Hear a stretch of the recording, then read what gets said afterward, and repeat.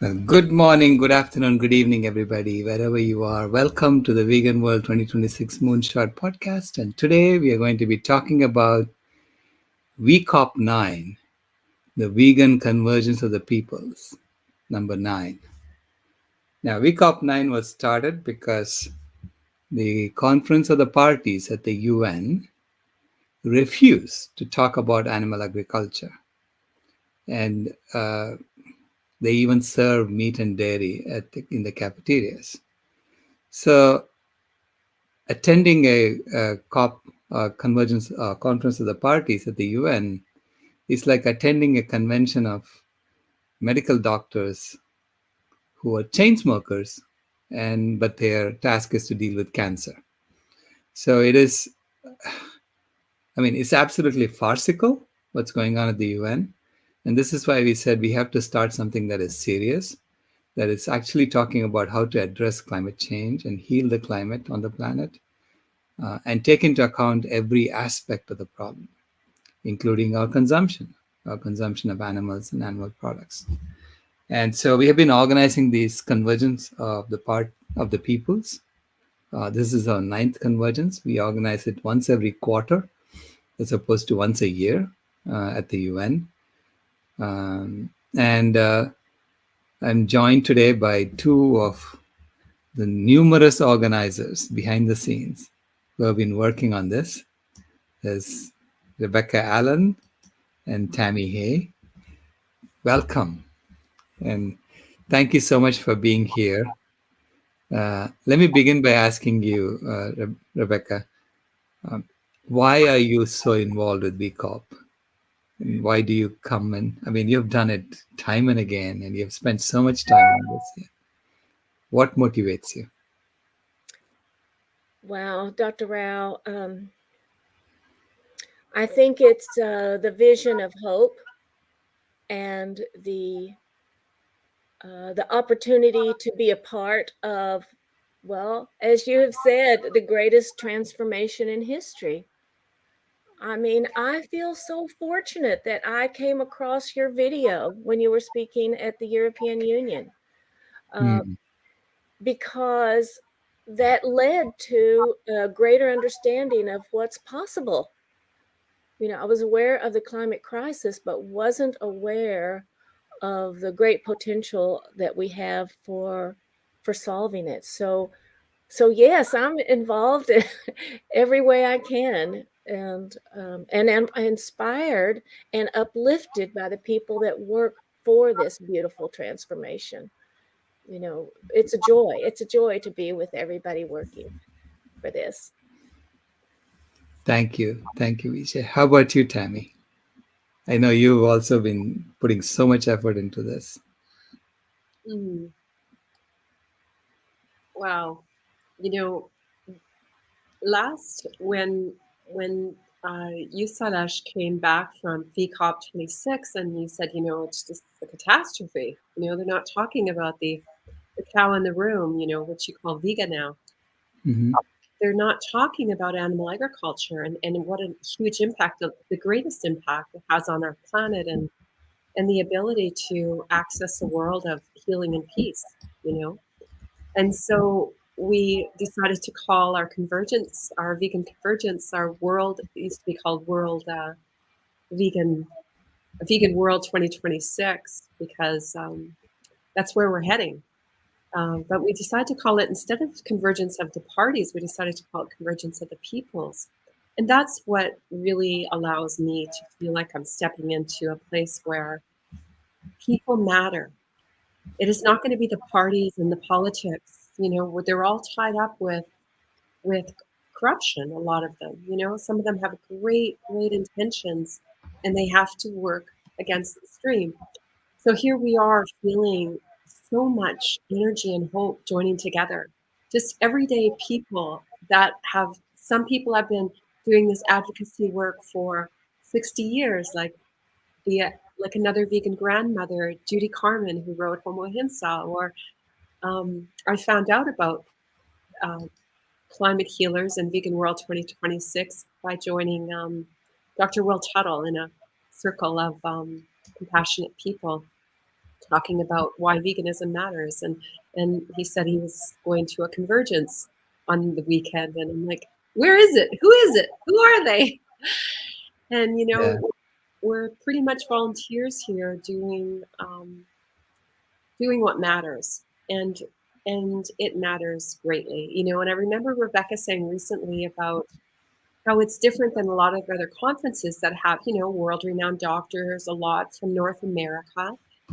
And this is a convergence, international convergence. And this one especially, we have vegans representing Asia and alliances of China coming together, and Europe and the UK, with some of the documentaries we're filming.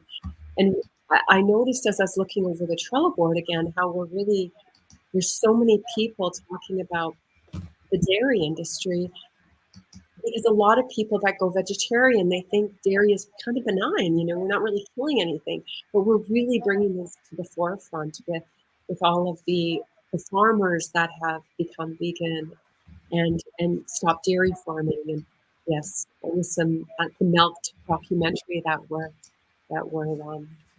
we're unveiling during this convergence. So there's so much.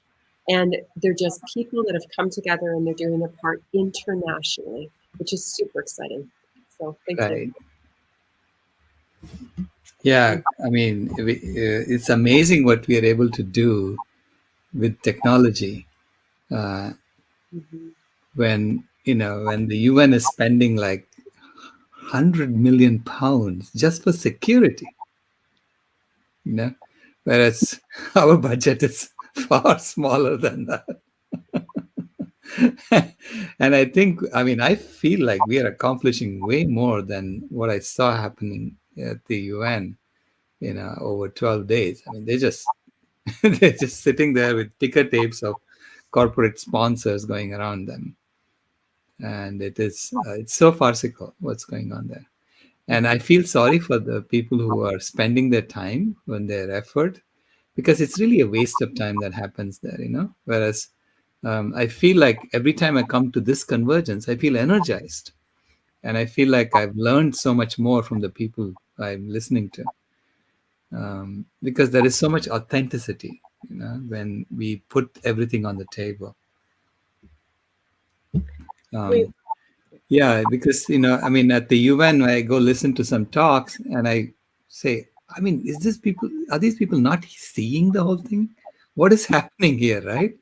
So there is this uh, deliberate attempt to not look over there and to just focus on one thing, which is to coal and oil.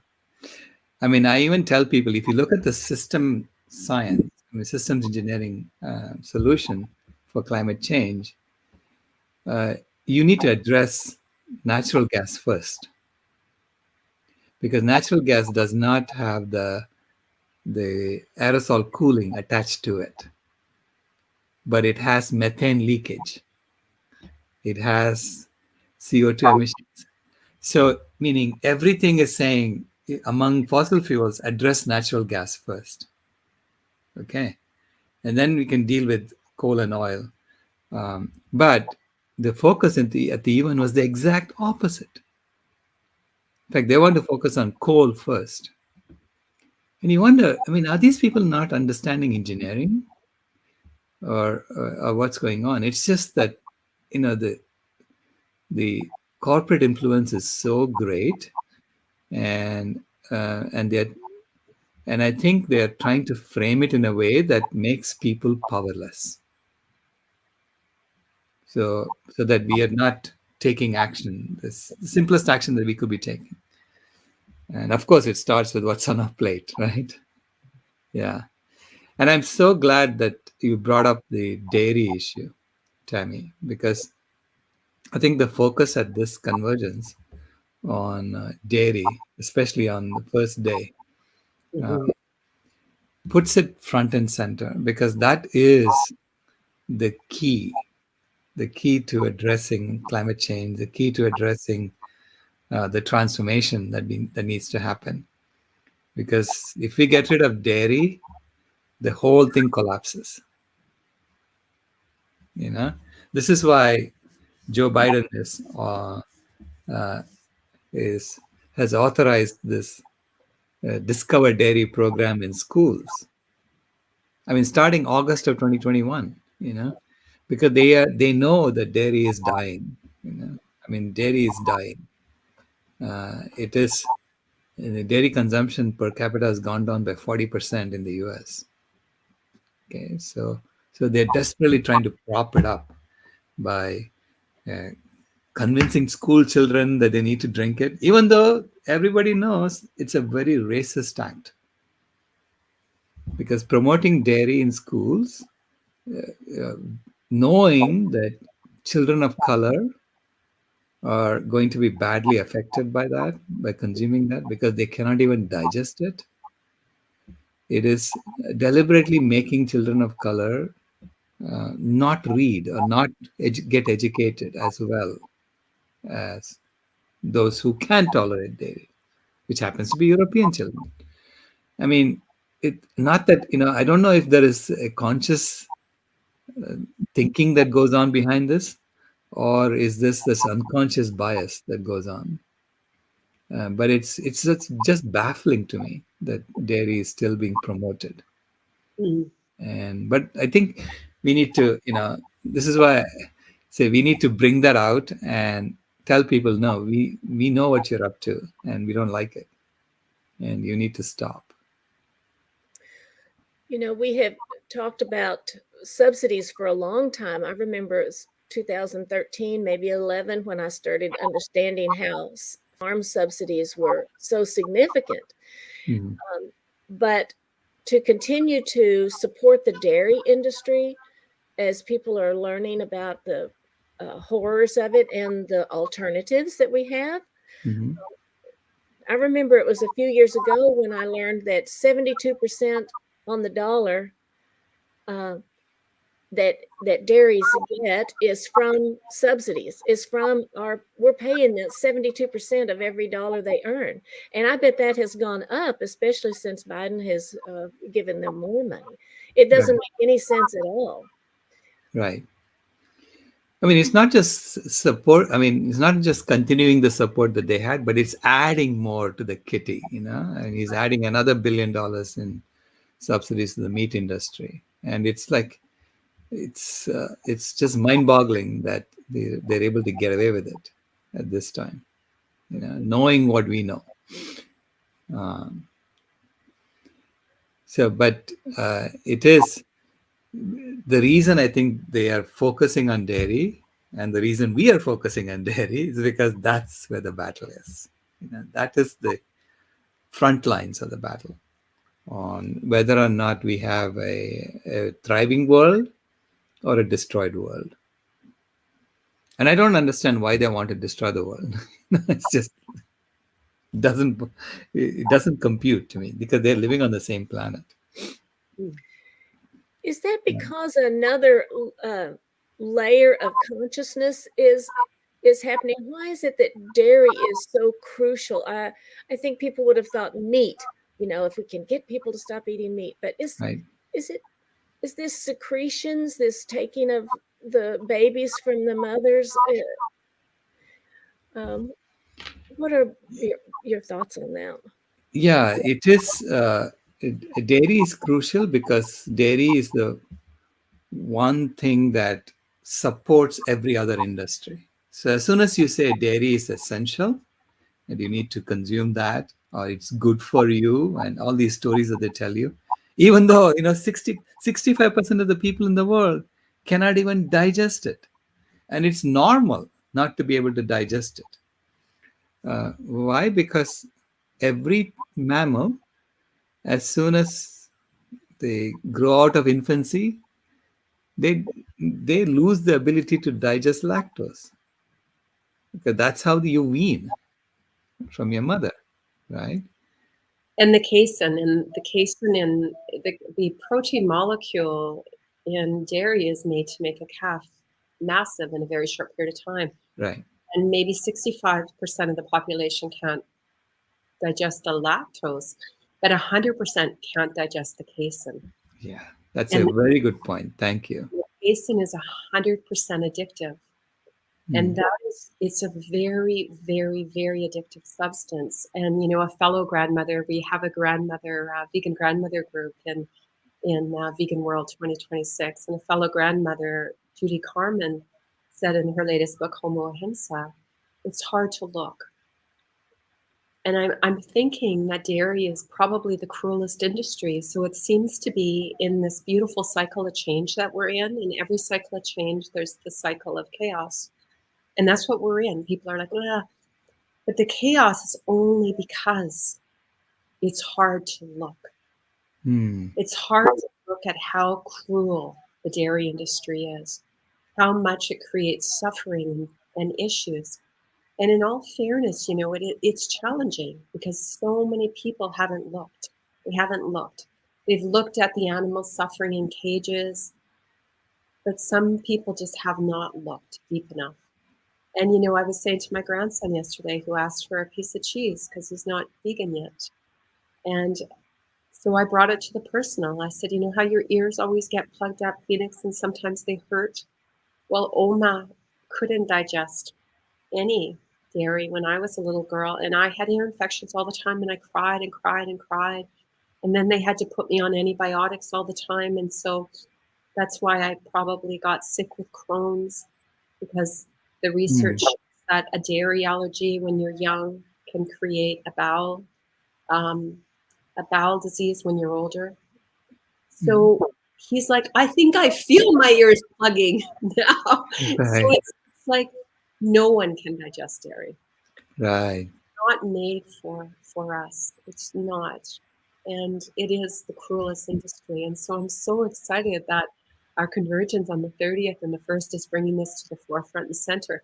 And I'm so excited that the international community, Chris, who did the documentary Melt, you know, a Maori man, when you look at all the cultures, whether they're crossing over to veganism yet or not, they usually do once they know that the slavery and the suffering that and the oppression that is in their culture like this. It's really incredible to see the Aboriginals of that land saying, you know what, my only answer at this point is to go vegan, because they say in this documentary they don't even know if they could start making plant-based milk there because the water is so contaminated from all the dairy, from all of the dairy industry. Right. And so it will take a while to clean this chaos up, but we're here bringing the information, and super excited about that. Thank you. We're also joined by Annie. Annie, welcome. Hello, thank you. Yeah, we are talking about the 3 presentations we have on Saturday at V-COP9 about dairy and the concentration of dairy and discussion around dairy, that we are going to come around, and we're going to be in the same room discussing this, because, I mean, it's a very important point you brought up, Tammy, that it's not healthy for anybody, not just people of color. So thank you so much for bringing that to my attention. Yeah. Perfectly This said. casein is it's an addictive substance, as you casomorphines, and no one needs to be eating substances that can grow a calf from a few pounds to hundreds of pounds in 1 year, right? I mean, we don't want to be eating that. You don't want to be feeding that to our children, for heaven's sake. Right. Yeah. And I'm looking forward to hearing those talks. And one of them is about a dairy farmer who became an activist. And so that will be very interesting, along with Miyoko. You know, one of the things you had mentioned earlier about what is different about our conferences is that we do have Q&As, and we do have ways to connect. We're very open that way. And I love that about our Convergence. Yeah, that's why we call it our Convergence, as opposed to the Conference of the Parties, which is how the UN terms it. And so in the UN, the Conference of the parties get together and confer among themselves. And the rest of us are really talking among ourselves. And even that they say, don't mention animal agriculture, right? So it's like it's it's a pretend conference. Yeah, Acting, right? Another acting outside the Hollywood. right. Yeah. The funny thing is, some of the parties, they are frustrated. You can tell that they're frustrated, and they come out and they talk to us and they say, they made us. They told us not to talk about this inside, right? So they're telling me that, and Mm. and clearly, it's a very male-dominated conference of the parties that they have at the event. And here I'm so grateful that it is more of the feminine. And you can see just looking at the screen here, right? Mhm. And I look at the screen on the Zoom meetings for the convergence, and I'm reminded of my grandfather telling me that you're going to be surrounded by women. And I was like, are you crazy? Because I was in engineering college where surrounded by men. But yeah, but that's what it is. It is the feminine coming out and saying we need to solve this, and we can take care of this. We can take care of our children and our grandchildren. And I'm motivated by my granddaughter, clearly. And she's my boss. She has told me to do my job, which is what I'm trying to do. But to me, every quarter, every time we do this, it gets better and better and better. I feel so much more energized with every convergence that we are on the right path. So what are the other talks that interest you or that get you excited about the convergence? Rebecca, if I can start with you. I know you're doing a poetry shakes and uplifts. Yes, I am. I'm hearing some background noise. I'm not sure if that's Let me mute others. Yeah. okay. Yeah, I'm thrilled to get to have some poetry. Um, Poetry is inspiring. Poetry helps us move on and helps us see things that we're on the edge of understanding and knowing. And and Tammy is going to be there with her beautiful poetry. And uh, I'm going to read a poet. If Mark Crystal doesn't get to come, then I'm going to read some of his poetry. Mhm. And others will bring their own poems.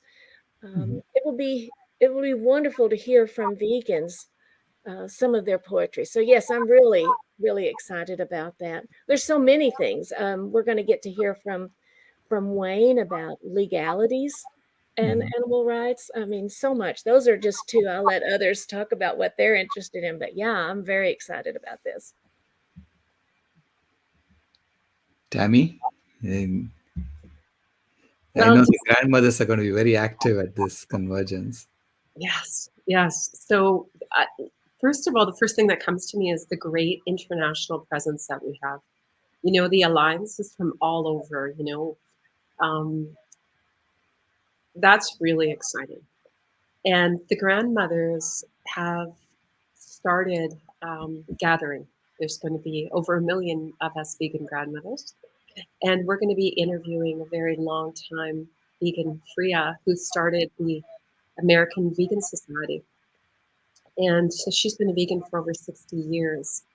And some of us that, maybe have been vegan for a decade or so, um, there's so much inspiration in the gift of the gathering of the people, and that's what Rebecca. I've often heard Rebecca refer to how excited she is to be part of these convergences because they're ground people. We're getting everything from I'm interviewing a couple plant medicine people, one from Canada, um, and one from Peru, an anthropologist from Peru.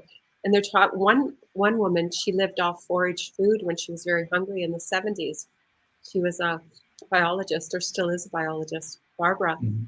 And then an anthropologist from Peru talking about how a lot of the ancient plant medicines of Peru are dying with the ecosystems, but also the solutions. Mm.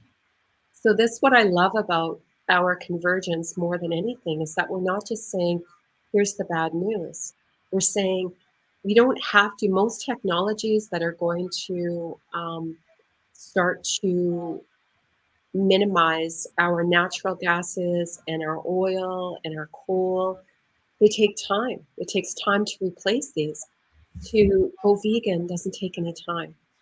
It does not take any time. I said to a friend of mine who chose to go vegan this weekend, who I spent a bit of time with this weekend, he's like, I didn't know. And I said, well, now you're a trailblazer. He says, no, you're a trailblazer. I said, no, Jeff Francis and Judy Carmen and Dr. Will Tuttle, they're trailblazers. I'm not a trailblazer. Dr. Gabriel Cousins. So we all have these ideas of trailblazers, but I said, no, you're a trailblazer. Because I said, you wait and see. In 4 or 5 years, we will not be the minority. Right. And that's what I'm excited about. I'm excited about blazing a trail with minimal, hopefully, impact as I walk down there in my bare feet on that trail, the Trail of Dreams, as a vegan grandmother. And we're launching, just before the Convergence, we're launching World Food Healers Day.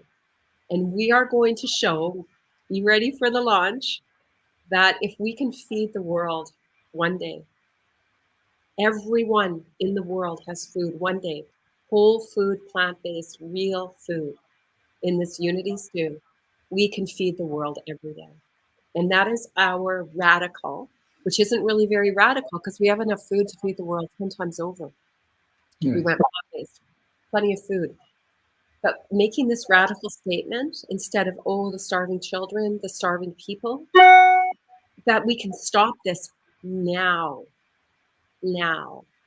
And so stay tuned. This is going to be an amazing 2022. Thank you. Annie, can you tell us what is it about the convergence that excites you? And Convergence. What excites me is that foundationally you're motivated by a female energy. Yeah, your granddaughter. That's one of the and based on compassion, based on love, and that is where we want the world to be, where everybody is applying and using actively loving compassion for all life. And that is the basis of this mission, the basis of the Convergence. And that we have all the amazing, beautiful, incredible souls here, and during Convergence, to shine on everybody with our beautiful loving compassion in action, with our words to deliver to their hearts and souls, to reach out to them so that they tap into the compassion that they've locked up somewhere, and apply once in a while sparingly, to apply fully and bring peace to all life, starting with ourselves. We heal ourselves by healing the animals, and we heal our world by healing ourselves. Just a little tweak of changing into veganism by applying loving compassion, caring about the lives that we've neglected, or we've been told for so long. One of the things that I do is every day I try to go on Clubhouse, sometimes until morning hours, because I have my beloved family, from India, that we do outreach there too. So my time is evening, it's daytime there. So we continuously, some days even not sleeping enough, to try and do this. But one of the most important thing I want to bring to people's attention, that a lot of people, including myself, was not paying so much attention, is that every time we make the choice of drinking a milk, a curd, yogurt, or ghee, butter, anything from the mommy earth, cow, it requires for her to be pregnant. A baby is involved. The milk does not just flow and overflow from her. even when we give her the antibiotics and hormones and steroids, that's still going to have limited time after having a major destructive effect on her body, obviously. But people often don't think twice about that, that she had to be pregnant, she had to carry that baby that for 9 months. Right. That's something that is so, like, we're blinded to it when we're using dairy in any way or form. Right. But it's really exciting that we can, I also remind them the biggest cause of not only, this war destruction, but we have famine and droughts because of the animal agriculture. Mhm. um, the soil and all. So people, when they start seeing things that is applicable, like if somebody dealing with droughts or with soil that is not cooperating with them, it's desertified, degraded soil, they may relate to it. And so, but the greatest thing is that we bring all sorts of information to them through these convergence, and connect with the world at the same time. This is so exciting. It's not only limited to one area. Anyone and everyone can join in. So this is truly exciting worldwide connection and delivering the message of loving compassion and healing to the world. So yeah, thank you for this opportunity, Dr. Ra. And thanks to your little precious, I'm sure she's growing up now, your beautiful Kamaya, your granddaughter, thanks to her blessed existence. So yeah. Yeah. No, thank you for bringing that up. We have an event with the children, and so Kimaya will be there. And I remember, just a few days ago, she she asked me something. She said, "Will you do this for me, Grandpa?" And I said, "Kimaya, for you, I will go to the ends of the earth." Okay. She said, "Don't go to the ends of the earth. Just give me a vegan world by 2026."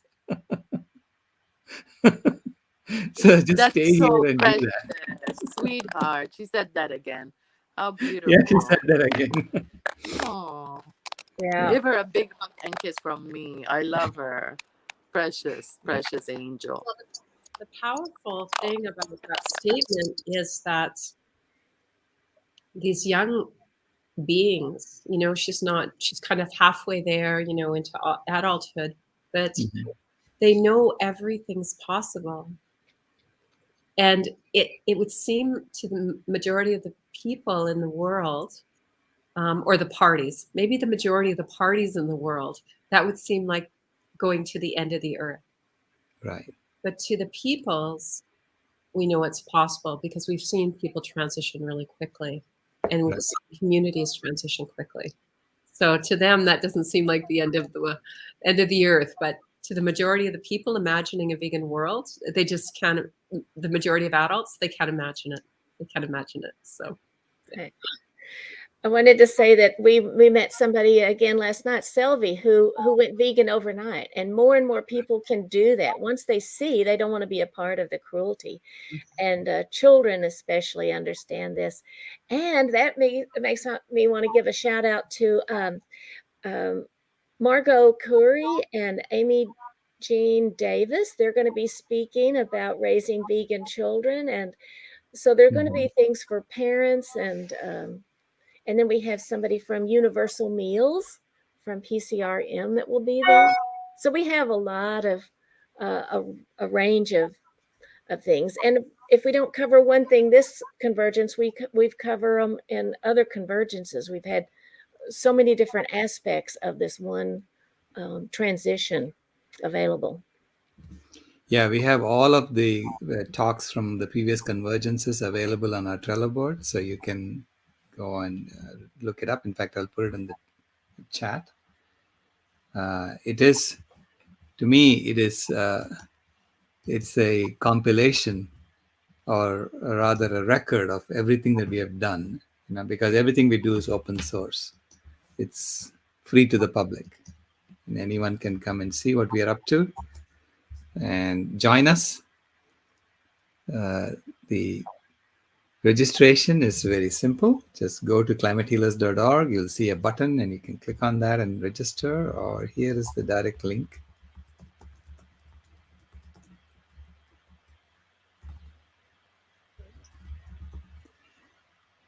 and we just finalized the schedule, so we'll be adding that to the website as well.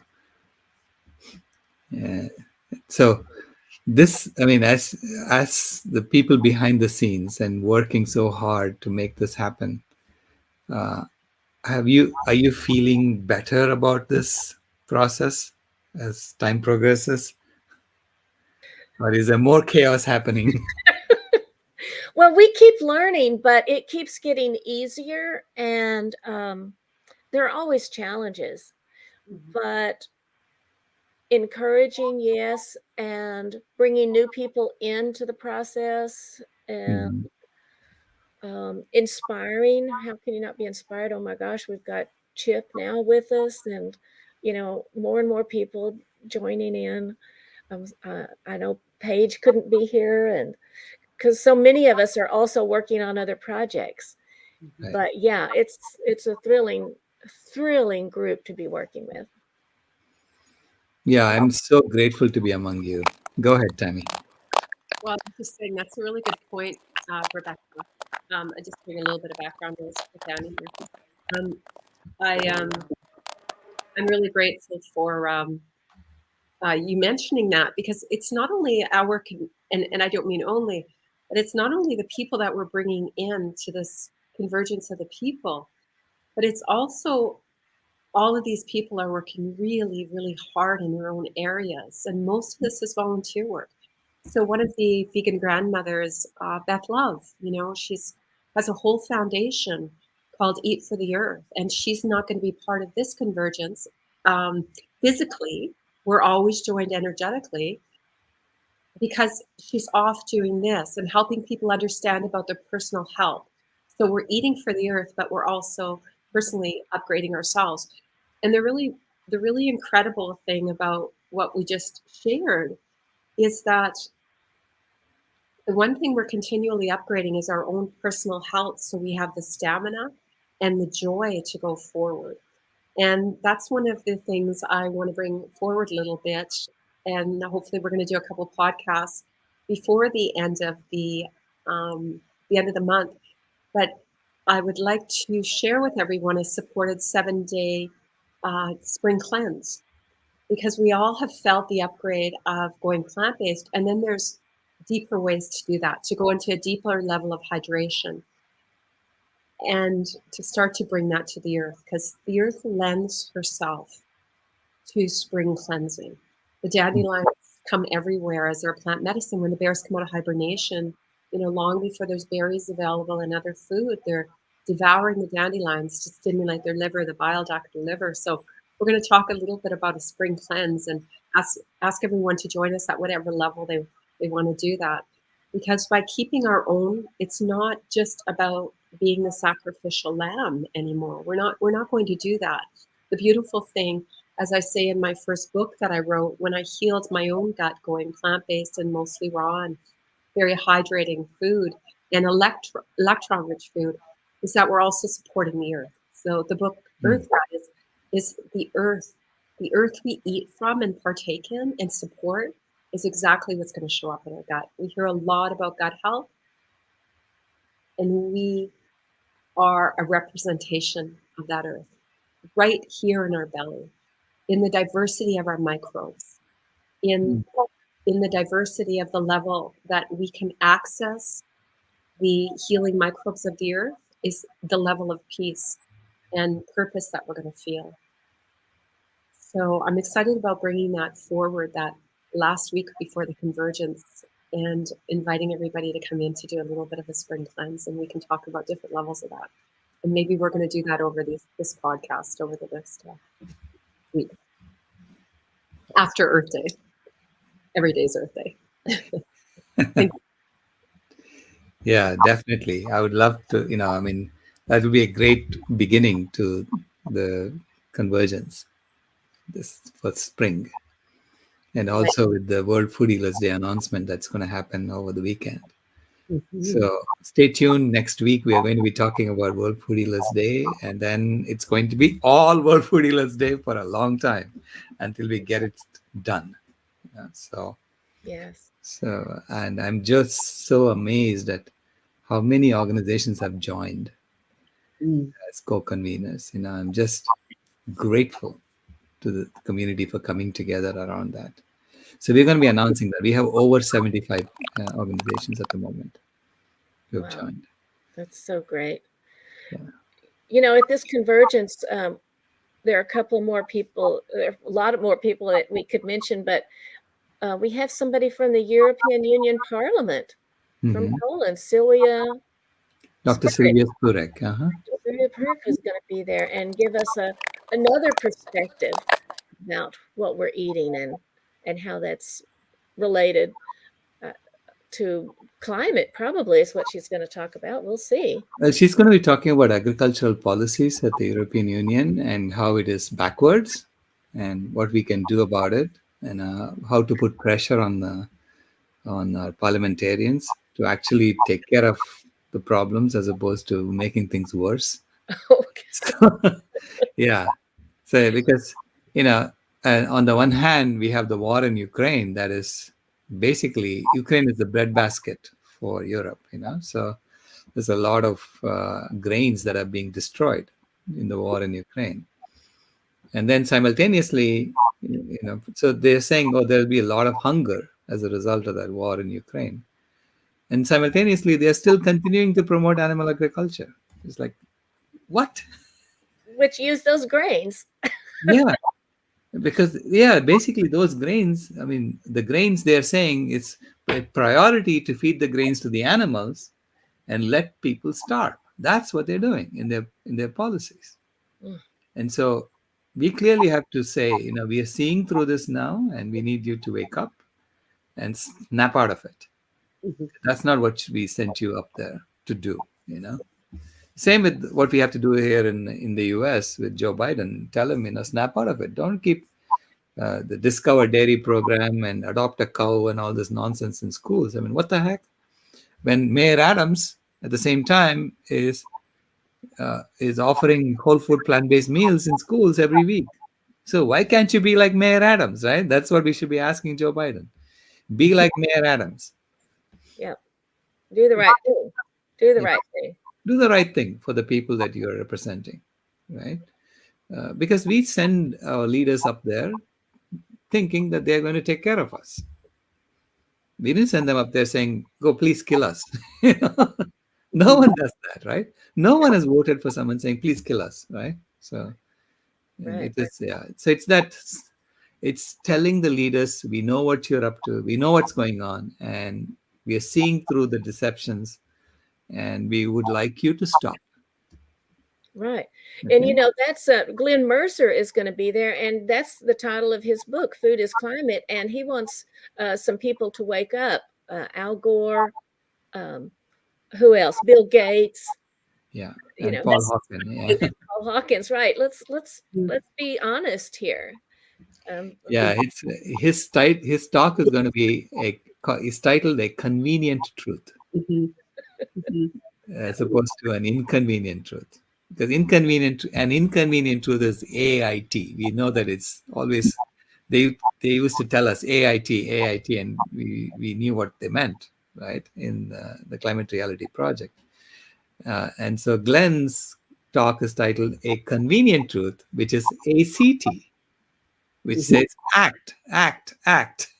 uh, That's brilliant. And we do have like Wayne, and we do have other legal representation. I think Sylvia also a legal representation? Wayne a lawyer. So this I is what think we're. she's a psychologist, Dr. Sylvia Oh, Spurgeon. right, Yeah. right. But we're seeing this more and more that we're gathering a lot more legal representation into the vegan movement to say, this is last month we had a World Water Day every year, and a little shout out to Dr. Shelley Alstroff, who's done so much work, including developing the World Water Law, because without that, we can't even talk about the grains. Right. And we need to develop and call in the legal representation that are going to say, you know what, this is illegal. This mhm. is illegal. We have to protect our water. We have to protect our people, and we have to protect our land. Yeah. So that is where we're heading. Yeah. Yeah, yeah. Yeah. I think that's a great point you brought up, Tammy, that we need to tell them it cannot be legal. Even if you have created the laws that allow you to say this is legal, it cannot be legal to deliberately kill people, to deliberately kill off the planet, to deliberately subsidize the destruction of the oceans. I mean, that that is, it may be your human law, whatever that you created, that allows you to do that, but it is against natural law, which is what Martin Luther King kept talking about. Right? There is a natural law that we are all obeying, and so long as human law is against natural law, the whole human law has to be disobeyed. Mhm. Right? And so it's up to the leaders to wake up and say, maybe the laws that we have created don't make any sense anymore, and we need to snap out of it. Right. I mean, that's the perspective that Wayne Shung brings, because he's a lawyer, and he was saying I mean, the Constitution has to be interpreted so that it provides more justice to people as opposed to less justice to the people. Right. And so, because it was written, 300 years ago, 200 years ago, and so you can't say, well, I have to take the original interpretation of that and stick to it. That's like sticking to the 18th century or 17th century when when we were hanging people by the lamppost. I mean, they didn't even have lampposts, right? So anyway, Oh yeah, horrible, horrible. horrible things we were doing to each other, right? I mean, I was telling the European Union when I went to speak there. I had Kimaya with me, and I told them, look, 50 years ago, she would have been in a zoo in Brussels because they had people from Africa in a zoo in Brussels as an exhibit. See, look at the strange people that are there in the world, right? As an exhibit in a zoo. So, but today she's here as a welcome guest at the European Union Parliament. That is moral progress. That is progress that we have made. Again, we can be proud of that. And Mhm. therefore, it is taking that kind of moral progress and then taking it to the next level, where you tell every being on the planet, you're here and we welcome you to be here on this. And you're here for a purpose. And so we welcome you to be here, right? You're not here to be exploited and put in a zoo or put in a cage to be used for whatever bodily purposes. Right. Right. Yeah, And it's really coming home, Salash. It's really coming home because this was the Aboriginal way. This was the first people's way, was that no one owned land. No one owned the earth. right, We didn't have the right to do whatever we wanted with the earth. So it's really coming back, right, Right. really coming home. It's really about remembering right, Yeah. that That's it's kind of like when you talk about the abuse of humans, that I remember a family across the street from me being horribly abused as a child. And I remember my father saying to my mother, that's their house. They're allowed to do what, that's none of your business. Hmm. So now that we've kind of evolved slightly there in some ways, we're starting to look at the animals and saying, I don't care if they're in your barn, in your CAFO, this isn't okay. right, And the Aboriginal people, the First Nations people have been saying that all along to us. right. I don't care if dairy is legal in New Zealand. I'm going to make a documentary because our Maori people believe our rights are to clean water, right, to be able to drink and swim in our waters. So we want to take our sovereignty back. And that's what veganism is about: sovereignty for all, sacred sovereignty for all. And yeah. Thank you, Tammy. I want to give a shout out to some people who are going to be there. Nadja Wright Brown of Nadja Speaks is an incredible Black American, and they're going to have some other people there on vegan entrepreneurship. So we've got such a wide variety of people. that we get to learn from at this convergence. Yeah, Yeah. thank you. That's the most important thing I take away from every convergence is that it teaches me. When I spend 10 hours in a room and then I go back and watch the videos, of the other rooms at every convergence, I become a better activist at what I do. And so I invite every one of you to be like that, to experience the gift that everyone brings to this convergence and offers it to all of us so we can all get better at what we do. Mm-hmm. So Right. with that, any last words, Rebecca or Tammy and Annie, before we close? I just hope to see many people there at the convergence, some that haven't been there before, and many that have. So I hope to see some new faces out there. Yeah. I'd say please register and please join our Facebook support group, Rainbow Food, Rainbow People, our spring cleanse and understanding the connection. And I want to give a big shout out to Salash, because truthfully, the majority of the work that's being done, even though we're a team, is still done by Salash. So thank Oh, you so much. Yeah. I don't agree with that assessment, but that's okay. How about you, Annie?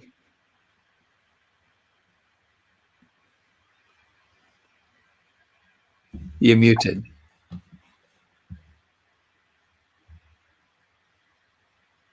Yeah, you're okay. I don't know if you're here. Mhm. Yeah, we can barely hear you. But that's okay. And with that, thank you all so much for being here.